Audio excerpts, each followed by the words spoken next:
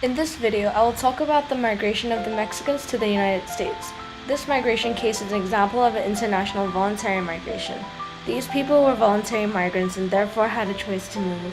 In this video, I will talk about the push and pull factors as well as the causes and effects and the advantages and disadvantages of this migration.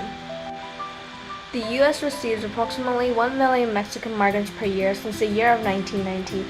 The minimum of 10% of the Mexican population are now living in the U.S. Push factors are factors which push them away. Pull factors are factors which pull them towards it. This is the negative points and why the Mexicans would want to migrate to the U.S.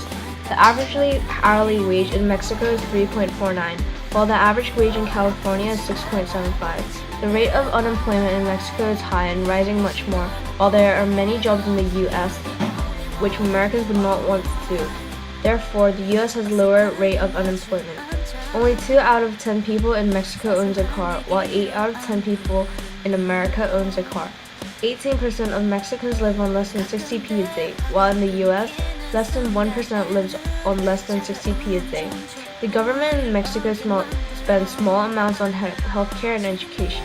However, America has better access to quality healthcare and education.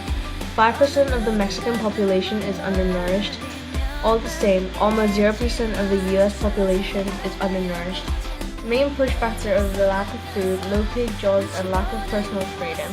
Lack of safety, civil wars, life expectancy of only 72 years, and other environmental issues.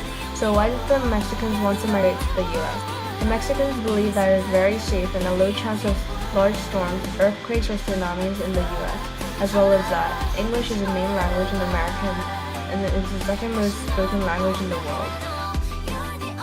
There are many pull factors as well.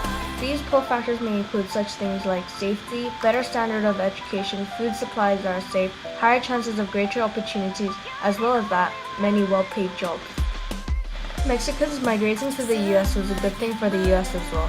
The U.S. wanted Mexican workers to work for them due to cheap labor. The average man's wage of an American man would be much more higher than a Mexican. Therefore, they would not need to pay as much as they would need to pay an American man.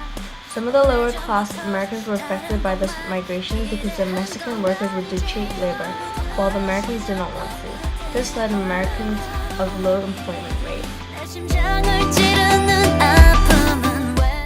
As well as a good effect, there were bad effects too. Women found it harder to find marriage partners. Although the U.S. economy has grown, Mexico has lost a lot of their population. As Mexicans were moving to the U.S., they brought their food, culture, and language. Now in America, there are even signs which are in Mexico.